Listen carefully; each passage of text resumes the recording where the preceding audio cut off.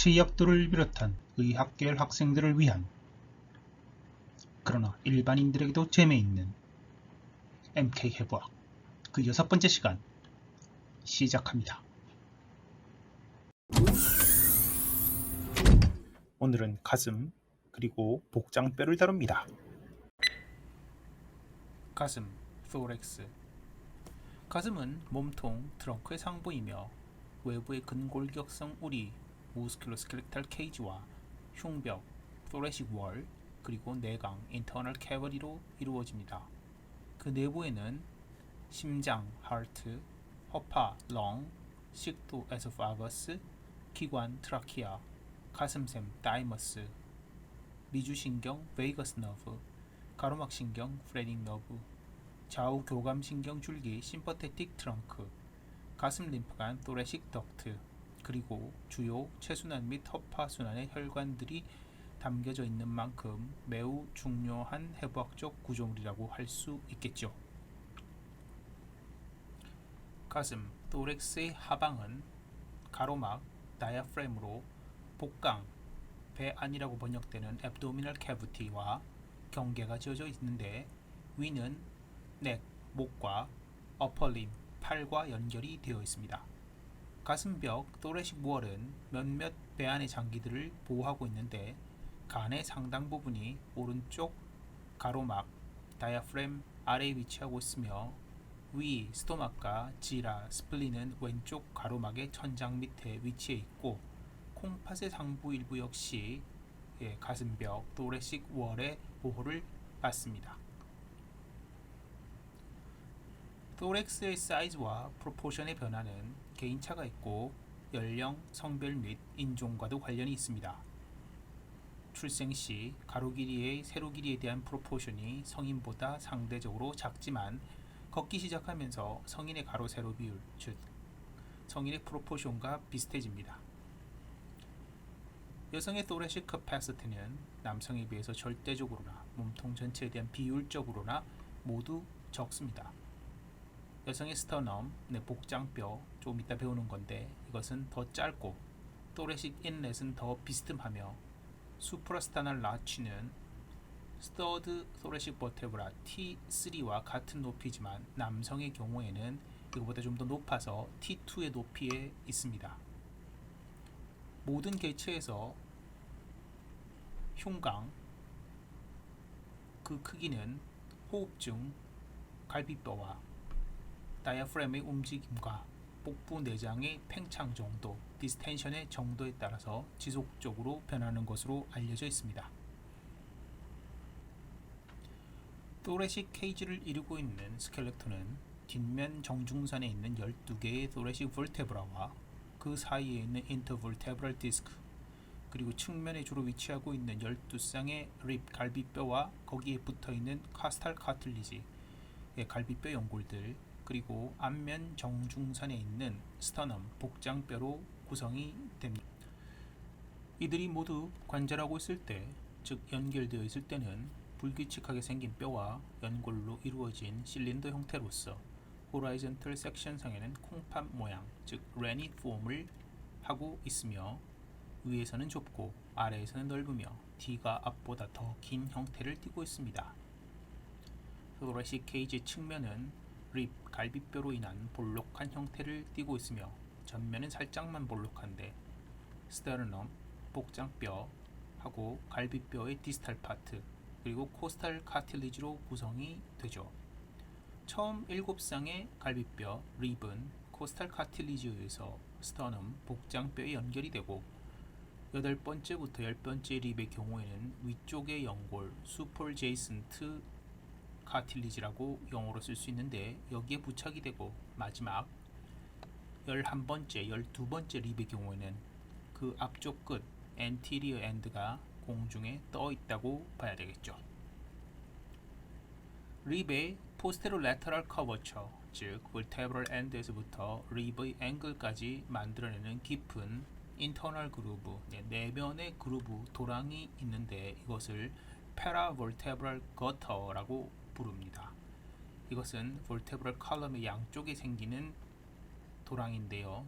gutter는 도로나 지붕에 있는 배수로 혹은 홈통을 의미하거나 때때로 비유적으로는 시궁창을 의미하죠. 볼링장에서 레인 양쪽에 레인을 벗어나 볼링공이 굴러가는 곳을 바로 거타라고 합니다. 이곳의 다른 이름은 서커스 풀모네리스가 되겠습니다. 또레식 케이지의 위로 열린 좁은 구멍을 위가슴 우리문이라고 해서 영어로는 Superior Thoracic Aperture, Upper Opening, Thoracic Inlet이라고 부릅니다. 아래쪽에 훨씬 넓게 열린 곳을 아래가슴 우리문이라고 해서 Inferior Thoracic Aperture, Lower Opening, Thoracic Outlet 이라고 부르죠. 위 가슴 우리문과 아래 가슴 우리문 사이의 공간을 흉강, 가슴 안, Thoracic Cavity라고 부르고 각 갈비뼈 및 갈비 연골 사이는 갈비 사이 공간이라고 하는 Intercostal Space라고 부르게 되죠. 이 공간들은 세 층의 플랫 머슬들과 그 건막들, 영어로는 아포뉴로시스, 그리고 신경, 혈관 다발 및 림프관 등이 인터코스탈 스페이스에 들어 있습니다. 인터코스탈 스페이스는 갈비뼈가 총 12개이니까 당연히 총 11개가 있는데 그 중에서 제7, 제8 인터코스탈 스페이스가 제일 길고 넓은 편이죠. 또한 일반적으로는 갈비 사이 공간의 깊이는 앞쪽 엔테리어 사이드에서 더 깊고 위에 있는 갈비뼈 공간일수록 더 깊은 것으로 알려져 있습니다. 가끔 치료 목적으로 가슴막 천자, 흉막 천자 혹은 플루랄 펑처를 할 때가 있는데 이 갈비 사이 공간을 활용하게 됩니다. 학자나 문헌에 따라서 선호되는 위치가 좀 다른데요. 여기 대해서는 좀 이따 다루도록 하겠습니다. 위 가슴 우리문, 즉 또레식 인렛의 경우 전후로 5cm, 좌우로 10cm 정도의 크기로 그 경계는 후방의 T1의 척추뼈 몸통, vertebral body, 그리고 양쪽 옆으로는 medial border of first rib, 즉 첫 번째 립의 내측 경계죠. 그리고 전방으로는 마누브리움 스터나이, 스터넘이라고 하는 복장뼈의 윗부분에 있는 마누브리움인데요. 요곳의 수피리어 보더가 됩니다. thoracic inlet은 앞쪽으로 경사가 져 있어서 렁의 에이펙스가 first rib의 anterior end를 넘어서서 목 쪽까지 확장할 수 있도록 되어 있습니다. 이러한 구조로 인해서 thorax와 upper limb 간을 통과하는 해부학적 구조물의 경우에는 거의 항상 first rib, lung apex, apical flora 아래로는 지나다닐 수가 없고 그 위로 지나다닐 수밖에 없게 되죠. 아래 가슴 우림은 thoracic outlet은 뒤쪽으로는 T12의 vertebral body에 의해서 경계가 되고 posterolateral side 쪽으로는 12번째 립 및 11번째 립의 말단부에 의해서 경계가 됩니다. anterolateral side 쪽으로는 7번째에서부터 10번째 갈비뼈 립의 연골 말단, 즉 코스탈 카틸리지의 말단으로 구성되는 코스탈 아치가 그 경계가 되고요. 마지막으로 앞쪽으로는 자이포이드 프로세스, 요것은 뒤에 배우게 될 스터넘, 복장뼈의 아래쪽에 붙어있는 부분이죠. 요것으로 경계가 지어집니다. 트랜스버스 플레인 상에서는 세지탈 플레인 상에서보다 더 넓고요. 아래쪽과 뒤쪽으로 비스듬히 기울어져 있어서 thoracic cavity의 앞쪽보다 뒤쪽의 디멘션이 더 큽니다. 아래 가슴 우림은 inferior thoracic aperture에서 7번째부터 10번째의 갈비뼈 연골, 코스탈 카틸리지가 연결되어서 형성된 모습은 비스듬히 올라와서 활골을 이루기 때문에 코스탈 아치라고 이름을 붙였고요. 이 갈비뼈 활, 코스탈 아치의 양변 사이가 이루는 각을 갈비뼈 아래각, subcostal angle이라고 부릅니다. horizontal sternal plane, 더 흔히 사용되기로는 또레식 플레인이라고 불리는 평면이 있는데요. 이것은 이름이 많아서 트랜스버스 또레식 플레인 혹은 플레인 오브 루이스, 플레인 오브 루드비히 등 여러가지 다른 이름으로 불리는데 상당히 중요한 해부학적 플레인입니다. 일종의 트랜스버스 플레인 중에 하나라고 볼 수 있는데 이 평면이 전통적으로는 T4와 T5 즉 또레식 볼테브라 네 번째와 다섯 번째 사이에 있는 인터볼테브랄 디스크 사이와 조금 뒤에 배우게 될 마누브리오 스터널 조인트 요것은 스터너넘 복장뼈의 윗부분인 마누브리움과 그 다음 중간 부분인 바디 사이의 조인트 부분을 가리키는데요. 이건 역시 좀 다른 이름들이 있어서 스터널 앵글 혹은 앵글 오브 루이스라고도 불리는데 요것을 지나는 평면으로 정의가 됩니다.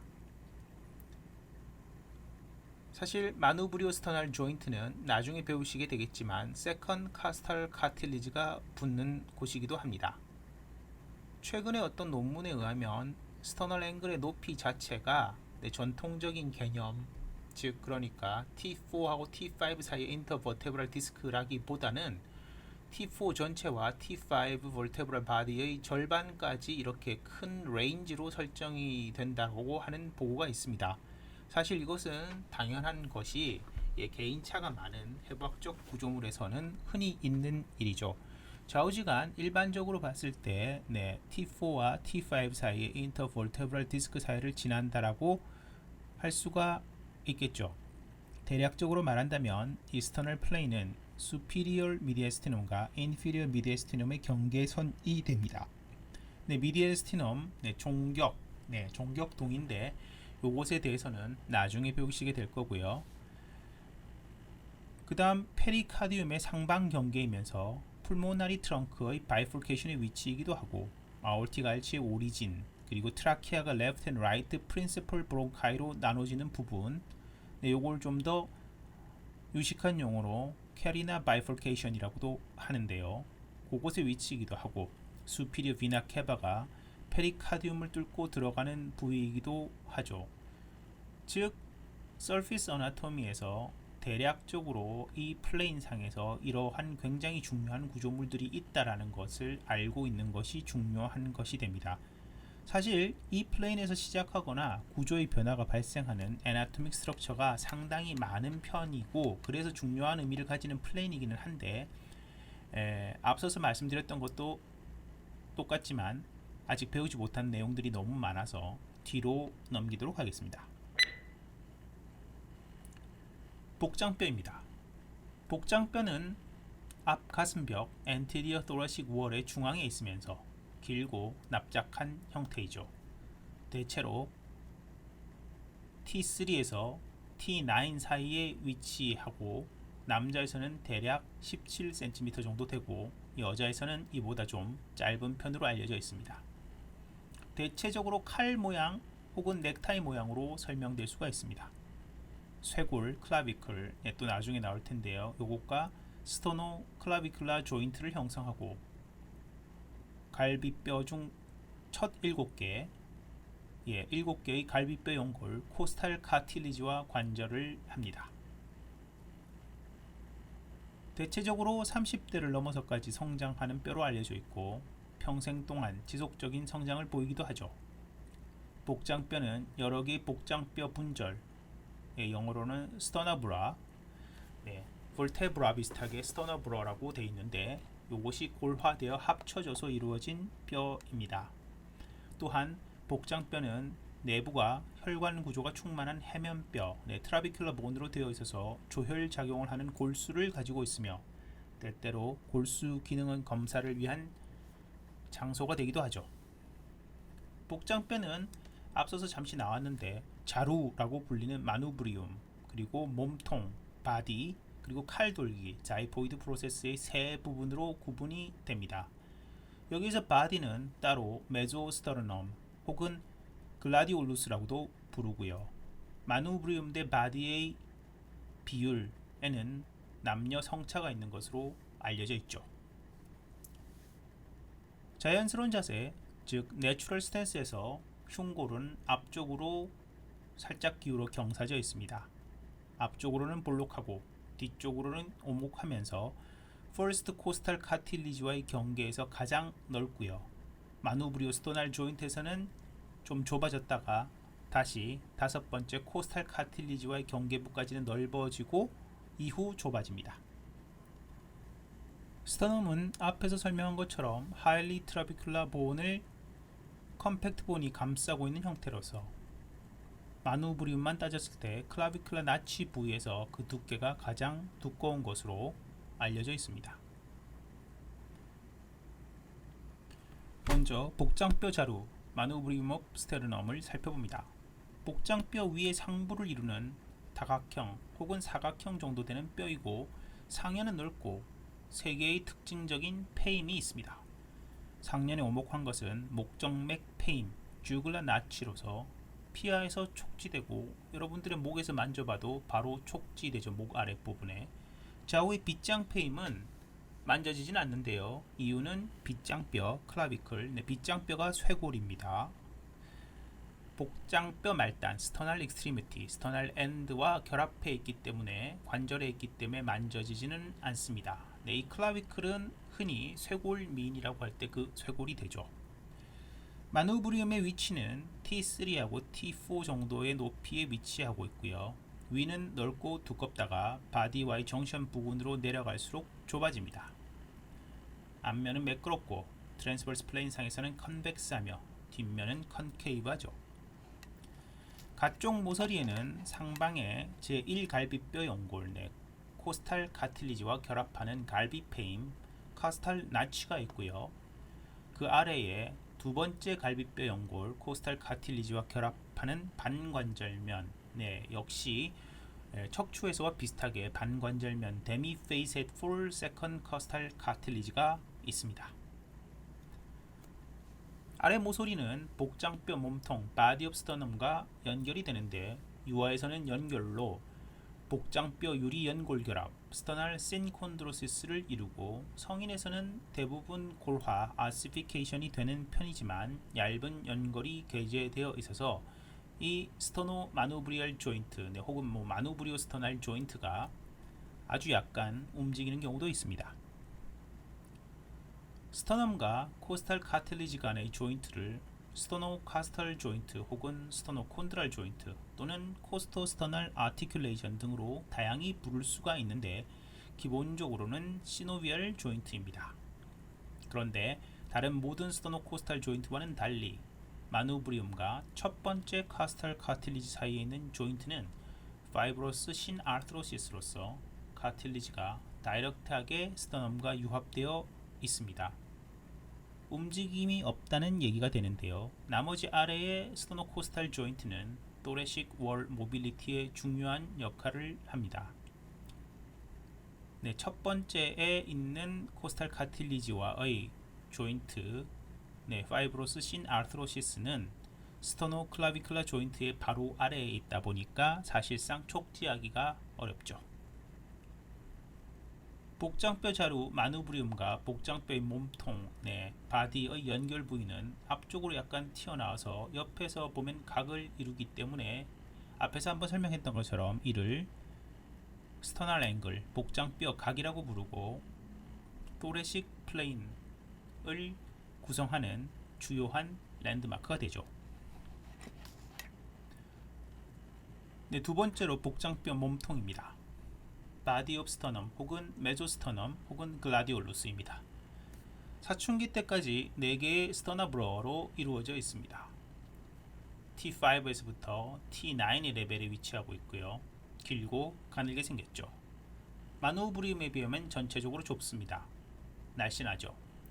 복장뼈의 중간 부위고 위쪽으로 살짝 들려있는 전면에는 3개의 횡용기가 있는데 당연히 4개의 스터너브러가 융합한 흔적이겠죠.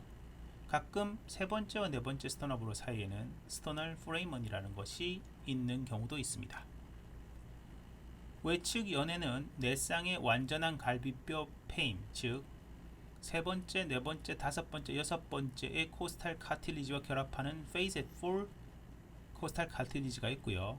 또 두 쌍의 반분된 갈비페임 카스탈라치. 네, 이것은 데미 페이셋이죠. 네, 두 번째 것과 일곱 번째 것의 경우에는 반관절면 데미 페이셋 풀 세컨드 혹은 세븐스 코스탈 카틸리지가 있습니다. 뒷면은 살짝 컨케이브하고요. 역시 조금 덜 명확한 트랜스버스 리지, 역시 융합의 자국입니다. 그것이 관찰됩니다. 마누브리움과 관절하는 곳, 즉 마누브리오 스터널 조인트는 앞에서도 언급되었다시피 스터널 앵글로도 불리는데 앵글 오브 루이스라고도 한다고 했었죠. 이것은 사실 프랑스의 외과 의사 안토니 루이의 이름을 따온 것인데요. 이 사람의 라틴어 이름을 따서 앵글루스 루도비치라고 했던 것을 영어로 잘못 번역해서 앵글 오브 루드비히가 된 특이한 케이스입니다. 바디의 아랫면은 가늘어지면서 아래의 자이포이드 프로세스와 연결되고 이 부분을 자이피스터널 조인트라고 부르죠. 맨 아래쪽 관절면에는 자이포이드 프로세스와 함께 세븐스 커스탈 카틸리지와 관절하는 데마이 페이셋을 가지고 있습니다. 자이포이드 프로세스 칼돌기, 다른 이름으로는 자이피스테르넘이라고도 합니다. 자이포이드 프로세스는 위치상으로는 나중에 복부의 구분에서 나오는 에피게스트리움에 있습니다. 복장뼈 몸통 바디 오브 스터넘의 아래에 있는 작고 짧고 얇은 돌기로서 청년기까지는 연골이지만 성인이 되면 정도는 다양해도 골화하는 것이 일반적입니다. 모양은 일정하지 않고 대체로 손가락 모양 혹은 바이피드 형태의 이분되는 형태, 구멍이 있기도 하고 여러가지 다양합니다. 전방 또는 후방으로 경사가 져 있을 수도 있죠. 제7갈비뼈 연골 코스탈 카틸리지와 결합하는 데마이 페이셋이 여기에도 있어야 되겠죠.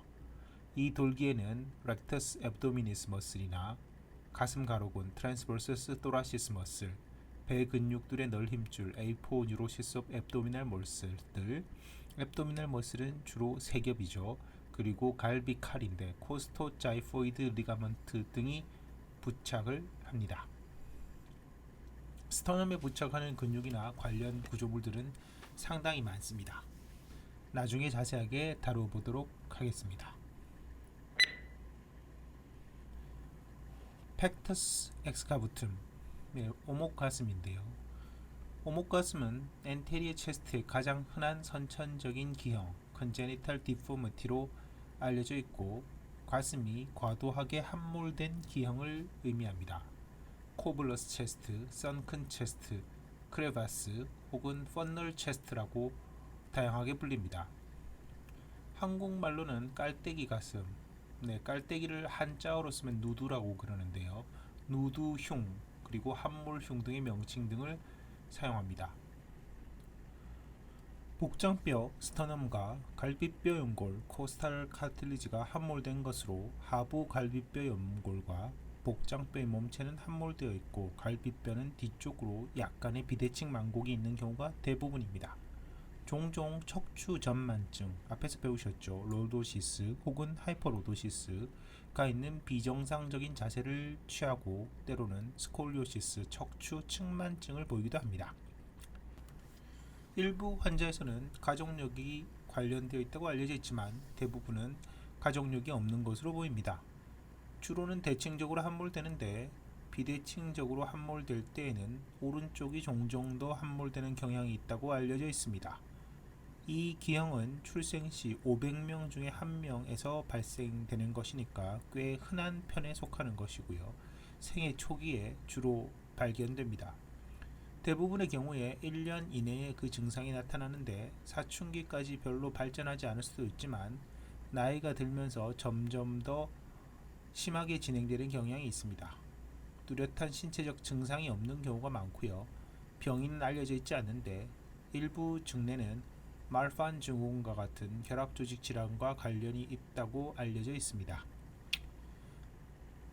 오목가슴 팩투스 익스캐브텀의 임상적 의미는 상당히 다양할 수가 있는데 아주 경미한 경우 치료체저법과 같은 방법으로도 회복이 좀 된다고 하지만 심각한 결함의 경우에는 심폐기능 장애로 이어질 수도 있기 때문에 이런 경우는 수술이 필요할 수도 있습니다. 사실 대부분의 모든 환자는 미용적 측면이나 정신적인 측면, 다시 말해 대인관계의 위축이라든지 정신적 상처를 받는 경우가 있을 수가 있어서 수술을 하게 되는데, 그 최적의 시기로는 보통 만 2세에서부터 5세까지의 사이가 되겠습니다. 수술법은 여러 가지가 개발되어 있지만 라비치라는 분의 방법이 제일 널리 알려져 있고, 때때로는 보형물이나 맞춤형 실리콘 임플란트 등이 사용되기도 합니다. 당연하겠지만 최근에는 채소 침습 수술법이 인기를 얻고 있고요. 현재 많이 하는 수술법으로는 너스시 수술법으로서 1987년에 닥터 도널드 너스에서 소개된 것들인데, 금속성 막대기를 이용해서 쏙 들어간 가슴을 들어 올리는 수술이 되겠고요. 양쪽에 1cm 가슴에 피부 절개를 요하고 수술 시간은 약 1시간 정도로 짧은 것이 가장 큰 장점이라고 할 수가 있겠습니다.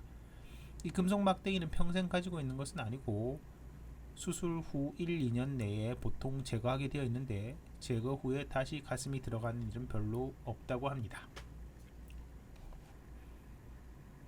또 다른 또레식 월의 기형으로서 팩투스 카리나툼이라고 하는 것이 있습니다.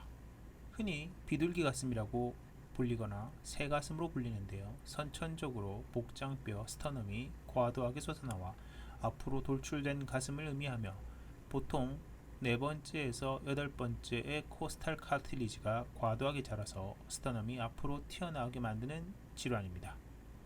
오목가슴 팩투스 익스캐부툼보다는 빈도가 적은 대신에 더 다양한 양상으로 나타나는데, 문헌에 따라 다르지만 사례의 4분의 1 혹은 3분의 1이 가족성을 가지고 있습니다.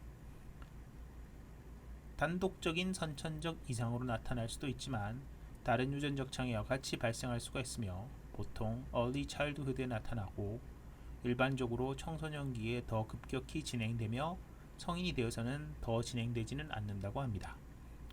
자각적인 신체 증상이 없는 경우가 많지만 일부에서는 앞으로 돌출된 스터넘과 코스탈 카틸리지 때문에 체스트 월이 유연성을 잃어서 숨을 들이마실 때 잘 팽창되지 않아서 호흡 곤란을 느낄 수가 있고 부정맥 등의 증상이 생길 수가 있다고 합니다. 이 새가슴 환자 중에서 약 11% 정도에서 선천성 심장기형이 동반되는 것으로 보고되고 있습니다. 흉곽의 확대로 폐의 기종성 변화가 잘 오는 편인데요. 이것은 폐 조직이 염증성 변화로 인해서 폐포가 망가지는 것을 의미하죠. 결과적으로는 호흡곤란 증상이 가장 흔하고 그로 인한 통증을 호소하기도 합니다. 보통 코스탈 카틸리지의 성장이 빨라지는 10세 이후 사춘기 시기에 통증이 심해지는 것으로 알려져 있습니다. 팩투스 카리나툼은 세 가지 다른 방식으로 발생하는데, 가장 일반적인 방식은 그로스퍼트가 일어나는 11살부터 14살 사이의 사춘기 남성에게서 빈발하는 것으로 알려져 있습니다. 일부 부모는 자녀의 가슴이 밤새 튀어나온 것 같다고 보고하기도 하는데요. 두 번째로 발생하는 빈도가 많은 것으로는 출생 시인데요. 신생아의 경우 둥근 가슴으로 분명하게 나타나고 2세 또는 3세에 이르면 이것이 더욱 도드라지게 됩니다. 마지막으로 가장 흔하지 않은 케이스로는 일종의 어콰이드 케이스로서 개심 수술, 즉 오픈 하트 서저리 이후에 치유에 이상이 발생된 경우에 나타나는 경우입니다. 팩투스 카리나툼은 기타 수많은 유전적 선천기형과 관련이 많은 것으로 알려져 있습니다. 가장 빈발하는 시기가 사춘기다 보니까 대개 출생 시 발견되지만 잘 모르고 지내다 사춘기에 문제가 되어서 수술을 시행하는 경우가 흔합니다. 성장 속도가 빨라지는 시기에 흉벽의 과도한 돌출로 인해서 합병증이 발생할 가능성이 높고, 때때로는 척추기형이 심해지기도 합니다. 이러한 팩투스 카리나툼이 의심되는 경우에는 바로 수술하기보다는 흉부외과 의사와 상의해서 적당한 수술 시기를 결정하는 것이 좋습니다. 보통 수술하는 연령대는 11세에서부터 15세 사이입니다. 하지만 환자에 따라서 동반되는 질환이 있거나 성장장애 혹은 통증의 여부, 합병증, 수반 여부에 따라서 수술 시기는 제각기 달라질 수가 있고, 대개 반드시 치료가 필요한 편으로서 대부분 그 치료 방식은 수술적인 치료 방식이 되겠습니다. 여기까지 토렉스와 스터넘에 대해서 다루어 보았습니다. 수고 많이 하셨습니다.